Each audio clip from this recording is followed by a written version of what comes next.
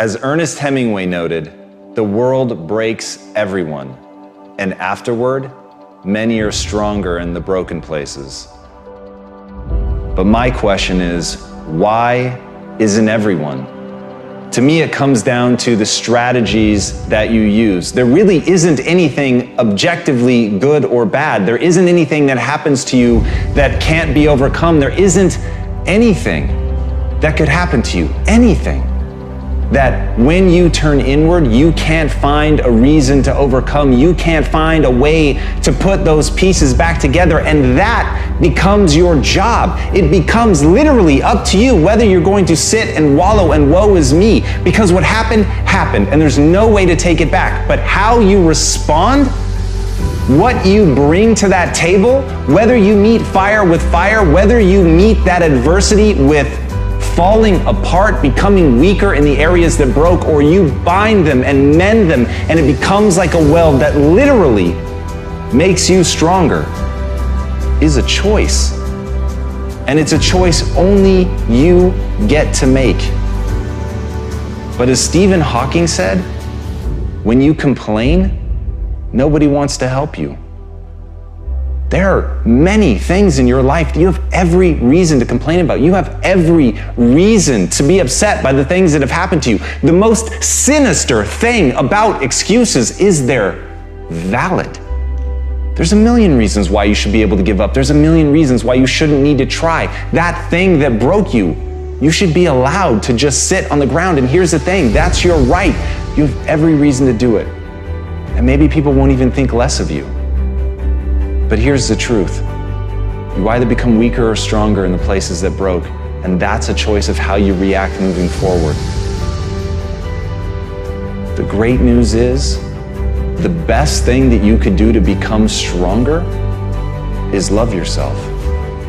And as Kamal Ravikant said, loving yourself is a practice. People think that it's something that's gonna feel right, that it's gonna feel natural, that you're just gonna turn inward and there it is, this spark of love and joy for yourself, inside yourself. But the truth is, that's just not the human experience. That's not the way that it works. There's gonna be a voice inside your head and it's going to blame you. It's gonna say that it's your fault. And no matter how many times people on the outside tell you that that is not true, that this thing happened to you, that it isn't you, it doesn't define you, there will be a voice that's going to tell you that it does. And that's where you have to fall back on process. That's where you have to realize that you literally have to practice loving yourself, and that it's okay, that no matter what happened, there is absolutely nothing that invalidates that you're worthy of your own love. But you've got to practice it. You've got to be willing to do it. You've got to be willing to put in the reps. You've got to know that it's not going to feel right, but you've got to know on the other side of that is a vision of your life where you actually do love yourself. Because you took the time to say it. You took the time to practice it. You took the time to sit there and feel stupid and say that you love yourself. And sometimes just putting in the work is what you need to do to get strong. So put in the work.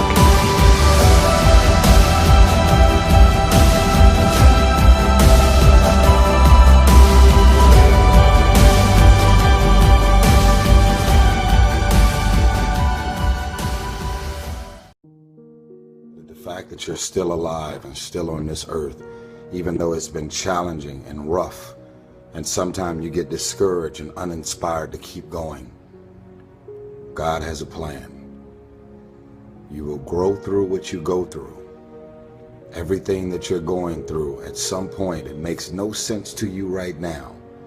But at some point, God is going to reveal to you why all of these issues, challenges, and problems continue to show up, and what you were supposed to learn from it.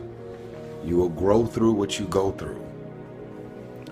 Because you go to sleep at night doesn't mean you're resting. Because you close your eyes at night and you are asleep physically doesn't mean that you're actually resting. And the reason that you don't rest is because while you're awake, everything and everybody that's in and around your life is so full of issues, problems, insecurities, dysfunction, negativity. Your mind is and your spirit is in turmoil. issues and problems, arguments, yelling, screaming, dysfunction. All of this shit is going on all day, every day. So when you go to sleep at night, you're not resting. A lot of people would say, I love myself. Do you really love yourself?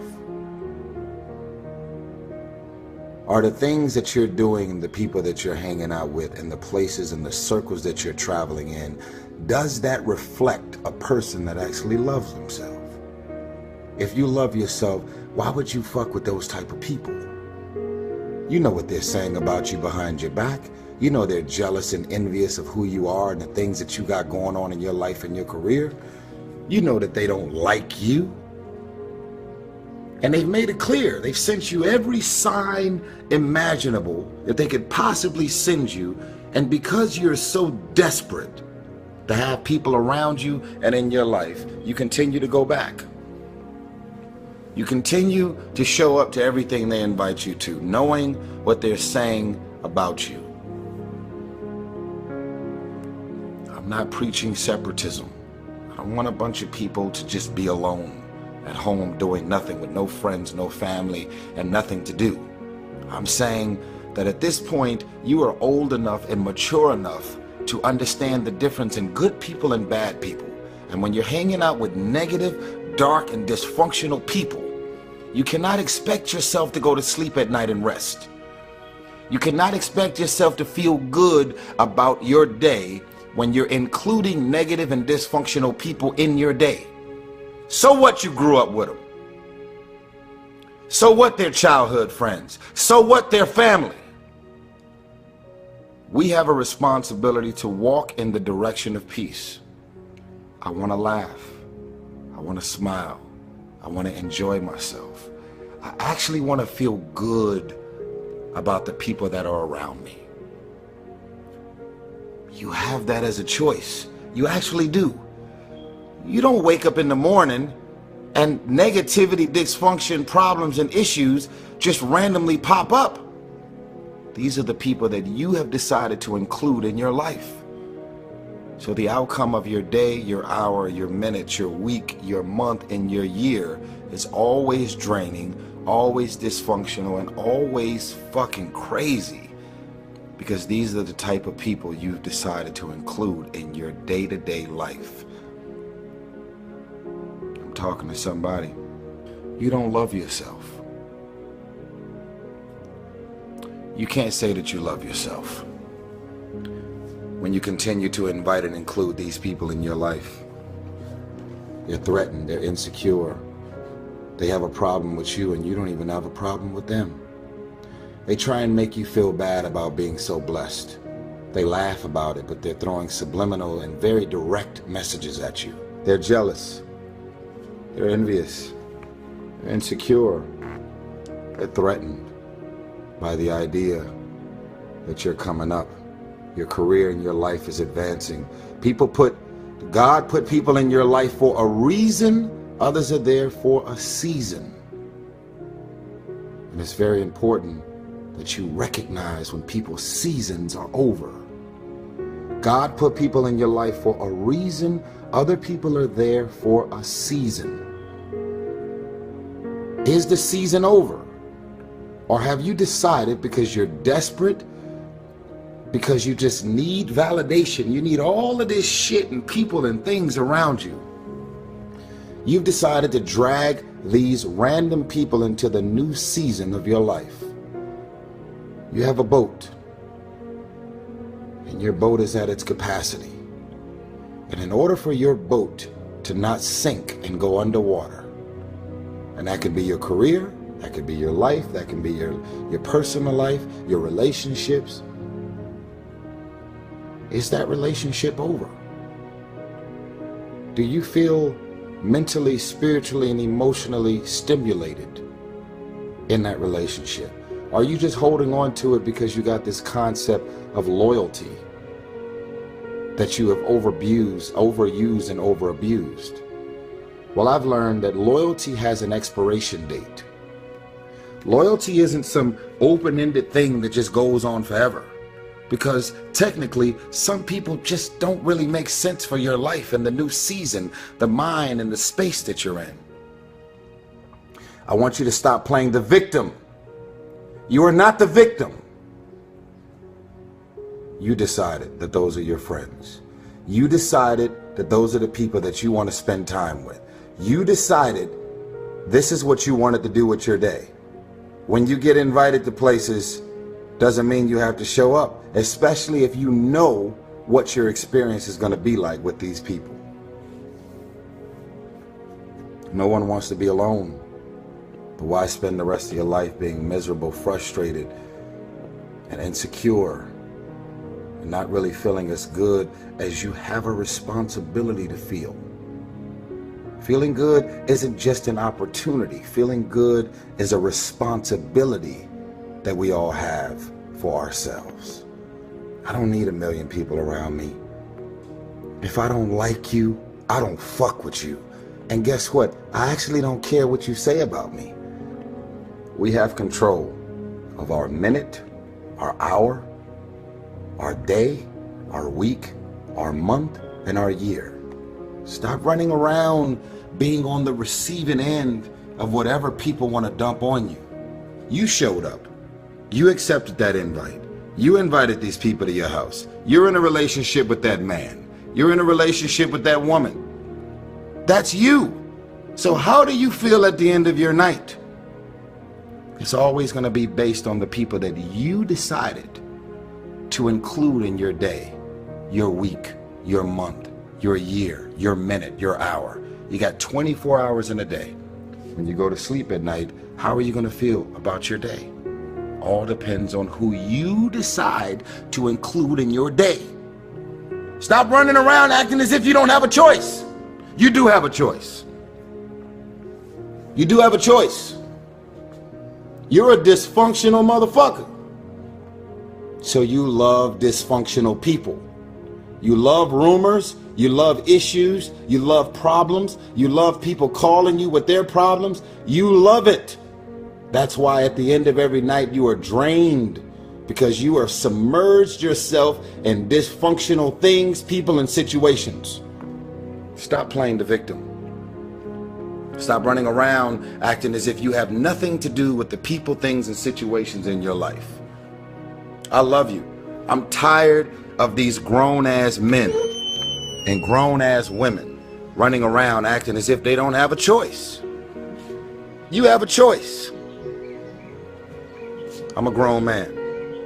Where are the most crazy, insane, thugs, gangsters, crips, bloods, dysfunction? Where can I find and seek trouble? Where is it? Where is it? There it is. And you decide to walk in that direction. And what the fuck do you expect the outcome to be? You're hanging out with crazy people. Do you expect the outcome of your day to be regular and okay? Where is a heartbreak? Where is someone that's going to make me feel insecure, make me feel bad about myself? Where are they? Ah, there they are. So let me walk in that direction. I love myself enough to say that I want to walk in the direction of peace, love, spiritual folks that are always evolving and trying to better themselves, seeking wisdom and knowledge and how to take better steps and better directions to do better and want better for their career, their life. They have talents. Those people that you're around is not going to help further your career. You know that. It's been revealed to you a long time ago. But because you don't want to be alone, you'd much rather hang out with a bunch of people that ain't going to do shit for you. You have a choice. In the land of the blind, the one-eyed man is king. In the land of the blind, you have people that have eyesight, but they choose to not use things that have clearly been revealed to them. In the land of the blind, the one-eyed man is king. Most of the people out here are blind. They don't see what's right in front of them.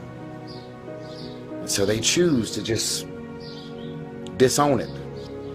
In the land of the blind, the one-eyed man is king. I want better for you. The question is, do you want better for yourself? Don't claim to love yourself and you're waking up every day and deciding to include these people, things, and situations in your life. That is not moving like a man or a woman who truly loves themselves. When you love yourself, you want better for yourself.